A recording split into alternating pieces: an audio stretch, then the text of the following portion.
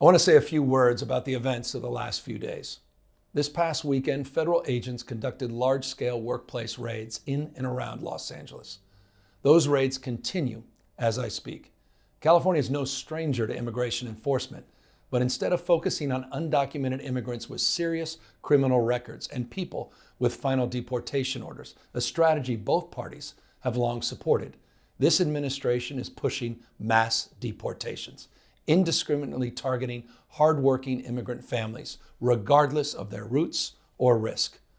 What's happening right now is very different than anything we've seen before. On Saturday morning, when federal agents jumped out of an unmarked van near a Home Depot parking lot, they began grabbing people, a deliberate targeting of a heavily Latino suburb. A similar scene played out when a clothing company was raided downtown.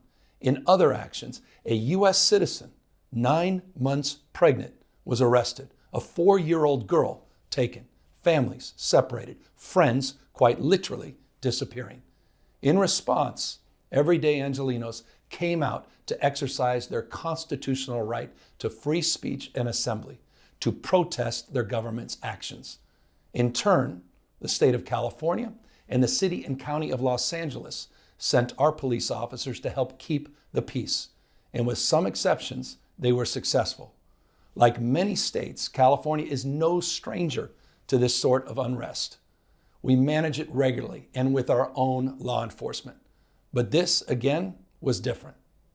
What then ensued was the use of tear gas, flashbang grenades, rubber bullets, federal agents detaining people and undermining their due process rights.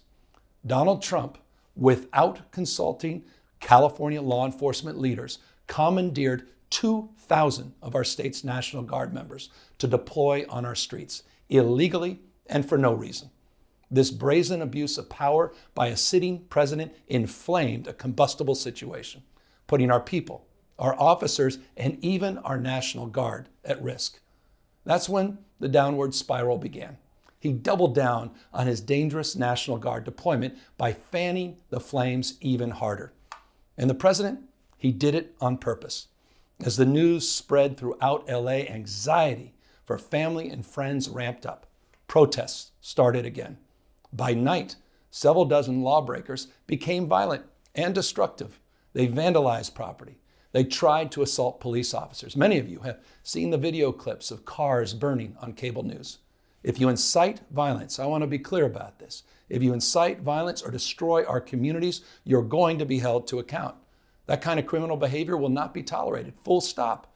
Already more than 220 people have been arrested, and we're reviewing tapes to build additional cases, and people will be prosecuted to the fullest extent of the law.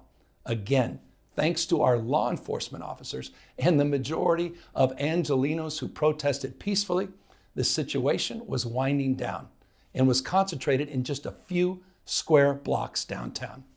But that's not what Donald Trump wanted.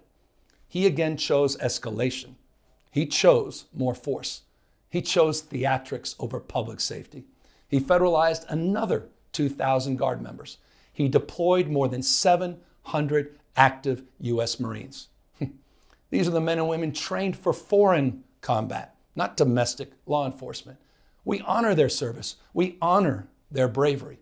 But we do not want our streets militarized by our own armed forces, not in LA, not in California, not anywhere. We're seeing unmarked cars in school parking lots, kids afraid of attending their own graduation. Trump is pulling a military dragnet all across Los Angeles, well beyond his stated intent to just go after violent and serious criminals. His agents are arresting dishwashers, gardeners, day laborers, and seamstresses. That's just weakness masquerading as strength. Donald Trump's government isn't protecting our communities. They're traumatizing our communities. And that seems to be the entire point. California will keep fighting.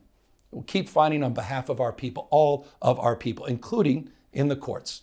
Just yesterday, we filed a legal challenge to Donald Trump's reckless deployment of American troops to a major American city. Today, we sought an emergency court order to stop the use of the American military to engage in law enforcement activities across Los Angeles. If some of us could be snatched off the streets without a warrant, based only on suspicion or skin color, then none of us are safe. Authoritarian regimes begin by targeting people who are least able to defend themselves, but they do not stop there. Trump and his loyalists, they thrive on division because it allows them to take more power and exert even more control.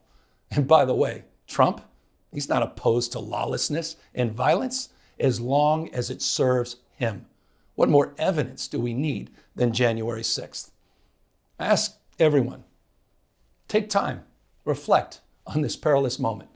A president who wants to be bound by no law or constitution, perpetuating a unified assault on American traditions. This is a president who in just over 140 days has fired government watchdogs that could hold him accountable for corruption and fraud. He's declared a war on culture, on history, on science, on knowledge itself. Databases, quite literally, are vanishing. He's delegitimizing news organizations, and he's assaulting the First Amendment.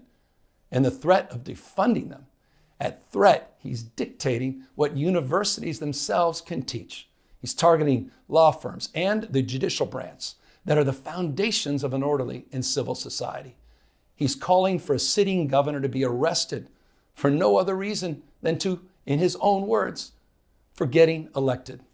And we all know this Saturday, he's ordering our American heroes, the United States military, and forcing them to put on a vulgar display to celebrate his birthday, just as other failed dictators have done in the past.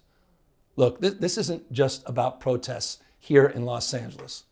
When Donald Trump sought blanket authority to commandeer the National Guard, he made that order apply to every state in this nation. This is about all of us. This is about you. California may be first, but it clearly will not end here. Other states are next. Democracy is next. Democracy is under assault before our eyes. This moment we have feared has arrived. He's taking a wrecking ball to our founding fathers' historic project.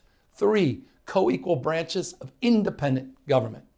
There are no longer any checks and balances. Congress is nowhere to be found. Speaker Johnson has completely abdicated that responsibility. The rule of law has increasingly been given way to the rule of Don. The founding fathers, they didn't live and die to see this kind of moment. It's time for all of us to stand up. Justice Brandeis, he said it best. In a democracy, the most important office, with all due respect, Mr. President, is not the presidency, and it's certainly not governor. The most important office is office of citizen.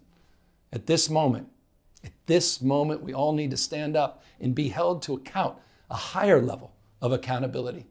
If you exercise your First Amendment rights, please do it peacefully. I know many of you are feeling deep anxiety, stress, and fear, but I want you to know that you are the antidote to that fear and that anxiety.